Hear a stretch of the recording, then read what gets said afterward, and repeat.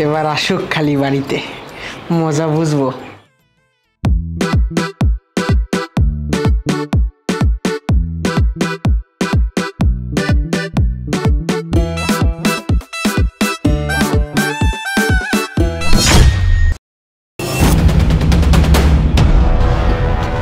সাকিব, এই সাকিব, এই সাকিব, আরে উঠ না।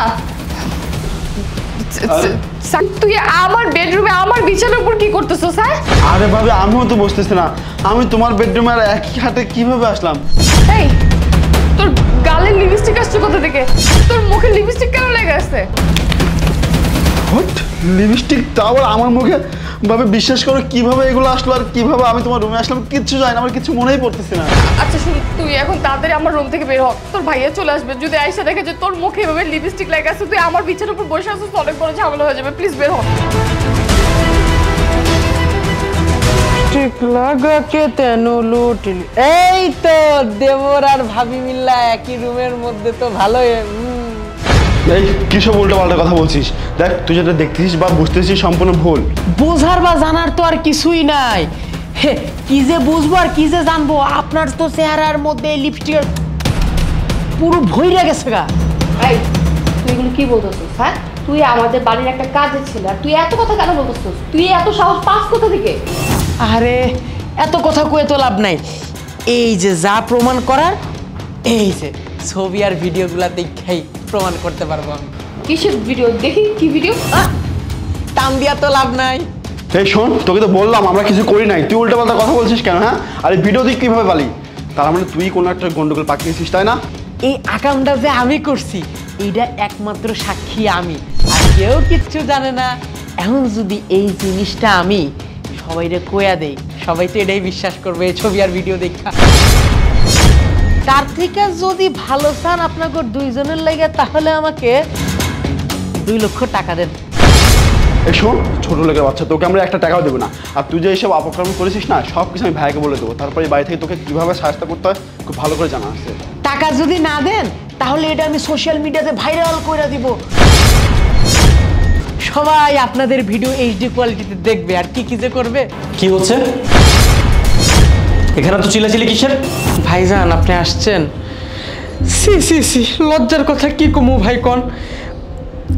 এই দেবর আর ভাবি মিললে রুমের মধ্যে যা করতেছিল, এই যে ওনার গাল দেখলেই তো বুঝতেই পারতেছে। না তুমি বিশ্বাস করো, বিশ্বাস করো ঈশাদা, আমি এরকম কিছু করি নাই। তুমি তো জানো আমি কেমন। ও না আমাদেরকে ফাঁসাইতেছে, তুমি বিশ্বাস করো। হ্যাঁ ভাই, বিশ্বাস করো, আমরা কিছু জানি না। কিভাবে যে আমি ভাবের রুমে চলে গেলাম, আমি শিওর এই কাজের লোকটা কিছু একটা করেছে। বিশ্বাস করো ভাই, তুমি তো জানো আমি কেমন। ভাইজান আমার কথা যদি আপনার বিশ্বাস না হয়, এই যে দেখেন এই ছবি আর ভিডিওগুলা, দেখলেন তো ভাইজান কি সব উল্টাপাল্টা আকাম করতেছিল ঘরের মধ্যে। আমি আপনার সংসারটারও বাঁচাই দিলাম। চুপ, আর একটা ফালতু কথা বলবি না। তুই এখানে চালাকি করে কি কি করেছিস আমি প্রত্যেকটা জিনিস জানি। সিসি ভাইজান এসব কি কইতেছেন? আমি আরো আপনার সংসারটারে বাঁচানোর লেগা এত কিছু করলাম, প্রমাণও রাখলাম, আপনি উল্টা আমারই বলতেছেন। সব দোষ তো ওনাদের দুজনের। এই মুখে কত আর মিথ্যা কথা বলবি? সকালবেলা যখন আমি অফিসে যাচ্ছিলাম, তোর প্রত্যেকটা কুকর্ম আমি দেখেছি তুই কি করতেছিলি।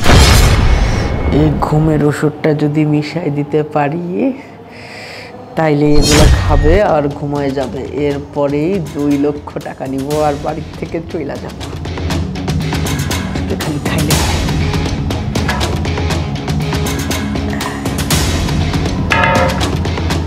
ভাইয়া আপা পানি চাইছিলেন না?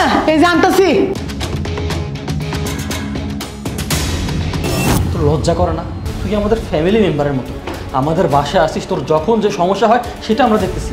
কখনো মনে করি না যে তুই আমাদের বাসার কাজের লোক। আর তুই এই কাজের লোক হয়ে তুই আমার স্ত্রী আর আমার ছোট ভাইয়ের নামে বদনাম ছড়াচ্ছিস।